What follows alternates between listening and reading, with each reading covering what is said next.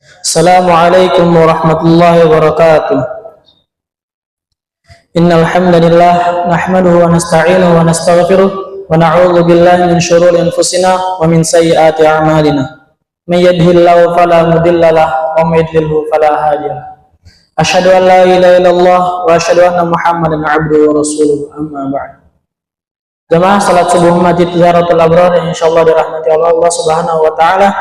Izinkanlah kami membacakan serangkaian hadis dari baginda Nabi Muhammad sallallahu alaihi wasallam yang berjudulkan Tinggalkanlah Perdebatan.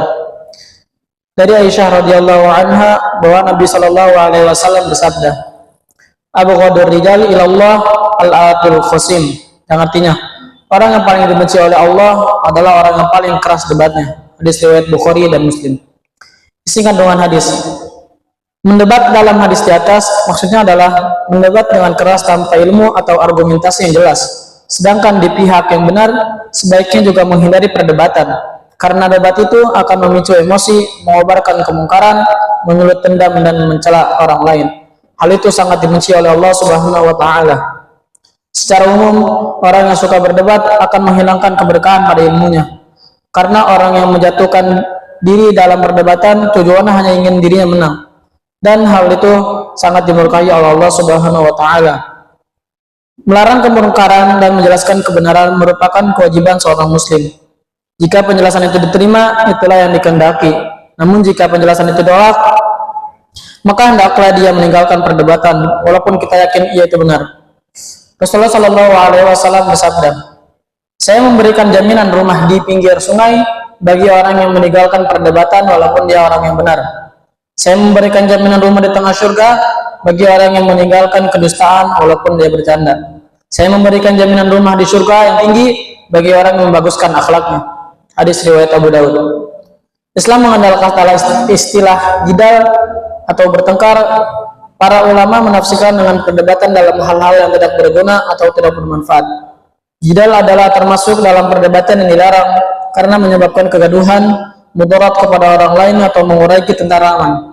Dalam berdebat, maka akan terjadi perselisihan pendapat baik dalam ucapan, bahasa tubuh, hingga akhirnya berujung pada perpecahan dan pertengkaran. Dari Abu Umamah radhiyallahu anhu, Rasulullah sallallahu alaihi wasallam bersabda, "Tidaklah sesat suatu kaum setelah mendapat petunjuk kecuali karena mereka gemar berdebat."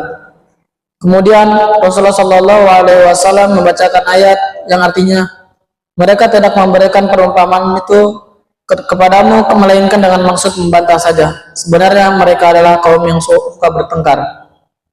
Quran surat Az-Zukhruf. Ayat-ayat Al-Quran yang berkaitan dengan hadis. Allah Subhanahu wa taala berfirman, Bismillahirrahmanirrahim, "Ud'u ila sabili rabbika bil hikmati wal mau'izatil hasanah."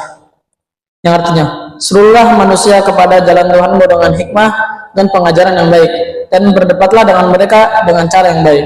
Quran surat An-Nahl ayat 125. Allah juga berfirman, "Wa qalu alihatuna khairun amhu ma darabuhu laka illa jadala bal hum qaumun khasimun." Mereka tidak memberi perumpamaan itu kepadamu melainkan dengan maksud membantah saja. Sebenarnya mereka adalah kaum yang suka bertengkar. Quran surat Az-Zukhruf. Allah berfirman, "Faman farada fihinnal hajj fala rafatha wala fusuqa wala jidala fil hajj."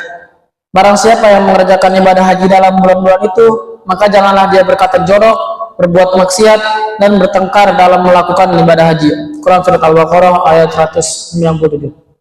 Jamaah salat subuh Masjid Zahratul Abrar insyaallah dirahmati Allah Subhanahu wa taala. Mungkin ini yang hadis yang bisa kami sampaikan pada subuh kali ini. Sebelum kita tutup, alangkah baiknya kita bermunajat terlebih dahulu kepada Allah Subhanahu wa taala. Bismillahirrahmanirrahim.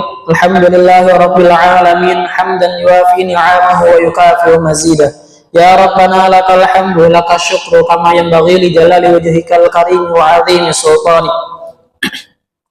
Allahumma salli wa sallim ala Sayyidina Muhammad wa ala ali Sayyidina Muhammad. Ya Allah yang maha besar dan maha kuasa, kami mohon kepada Engkau ya Allah untuk para musyif, pemberi wakaf, orang tua asuh, donatur, pembina dan pengurus yayasan, pengurus Pampres, Bapak dan Ibu jamaah salat subuh Masjid Zahratul Abrar, umat muslimin dan muslimat, agar diampuni dosa-dosanya, dosa besar, dosa kecil, disengaja ataupun tidak disengaja.